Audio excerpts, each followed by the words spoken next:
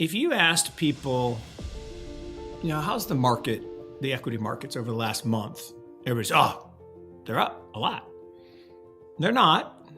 They were up a lot the first couple weeks, and now they're kind of downish to flattish. The Dow is actually flat for the year. Yeah. Nasdaq's still up a decent amount, but it's basically flat for the last month. And I think there's a pretty big yin and yang going on between realities of economic data and narratives of no landing. And An investor by the name of Mark Yusko appeared as a guest on the Blockworks podcast, where he presented an opposing viewpoint to that of the Federal. He is of the opinion that the Federal Reserve is not taking into account the reality of the situation, which is that there is a problem with liquidity in the economy. There has been a significant increase in the number of people who have been laid off from their jobs at small and medium-sized businesses, and it is becoming increasingly difficult for those people to find new work. Yusko is of the opinion that the call for a soft landing is a massive misinterpretation of what is actually taking place, which is that there is a pyramid scheme taking place in which the bankers get rich by manipulating the fiat world while the middle class and the poor lose purchasing power. Let's pay attention to what Mark has to say in this conversation. Ultimately, this idea of no landing to me is kind of silly, right? Because no landing implies that we're still at 30,000 feet cruising along in the air. That's clearly not the case. This is not a perfect economy. We had a year-over-year change in GDP last year of 0.9. That is stall speed, right? That is below the natural rate of growth, which is around 2%. So that is definitionally a recession. Now, they're not going to call it a recession because of the fake jobs numbers. Here's a crazy thing, Michael, that I talked with Rosie about. And I think I may have mentioned this last week. The 1.5 million jobs, quote unquote, that were created in the last year. All those are this BLS nonsense of the birth-death ratio. Right. And here's the crazy thing.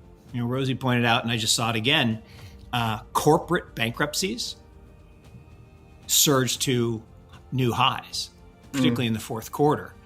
And so if companies are going bankrupt, how can there be net positive birth-death, right? Just definitionally.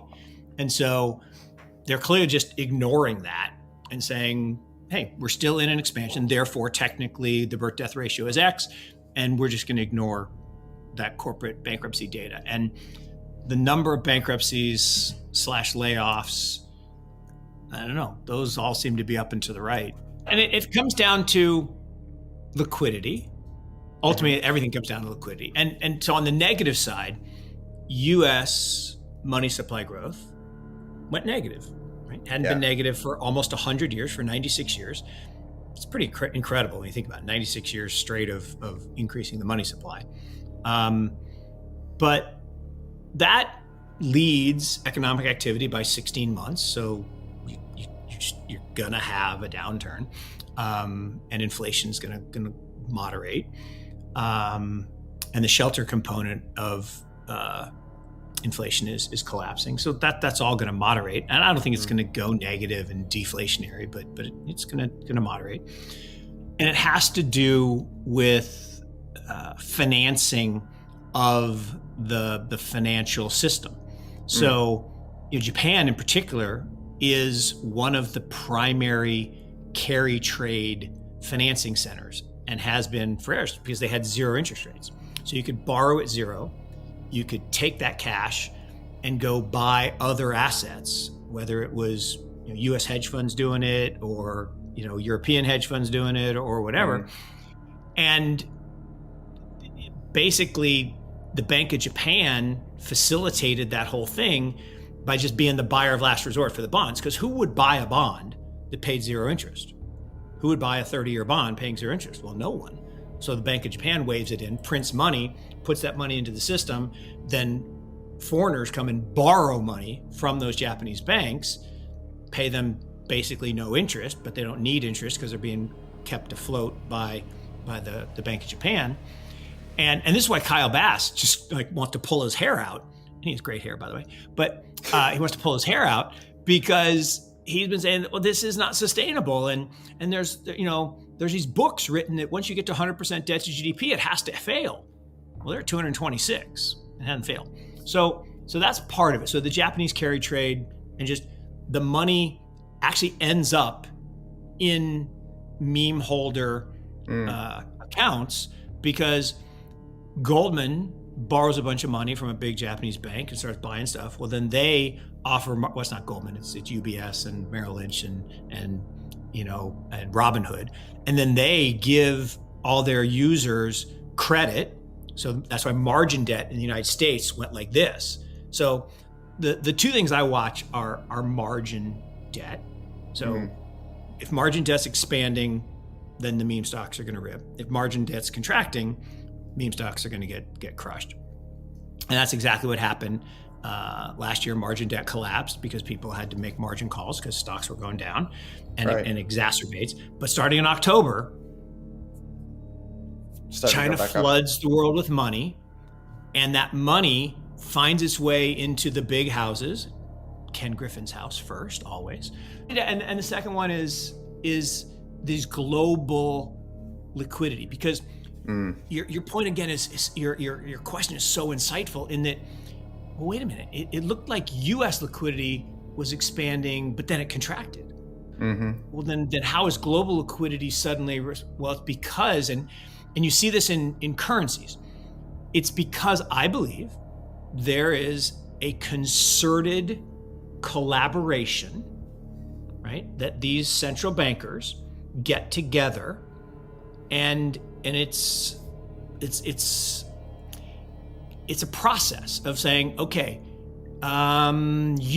Europe, ECB, you're going to have the strong currency, so the rest of us can devalue our currencies and be mercantilist and sell a lot of stuff globally. All right, so you're in the hot box for the next 9 months. Then we'll get together again, and now you, Japan, you're in the hot box, or you, the US. Last year was the US's turn, right? The US had to have the strong currency, so the euro could be super weak, because Europe was on the verge of collapse. Yeah. Remember all the dire things about in Europe? European stocks have crushed it because they were able to devalue and sell a bunch of stuff, machine tools and cars, that they wouldn't have otherwise been able to sell because China was closed. So, and the yen was, obliterated. Yeah. Obliterated, down 30% through October. And then, bam, recovered 2/3 of that. And so I believe there is a coordinated liquidity provision, but at the end of the day, unfortunately for the masses, it is all net fiat generative, which means net inflation generative, which means net channeling of wealth to the top of the pyramid and impoverishing the masses. And that, I think, is unfortunately how it works. What are your thoughts on what Mark is saying in this situation? Do you foresee a gentle landing in the near future? In the space provided below, please leave your responses and thoughts on Mark Yusko's interview. Thanks for watching.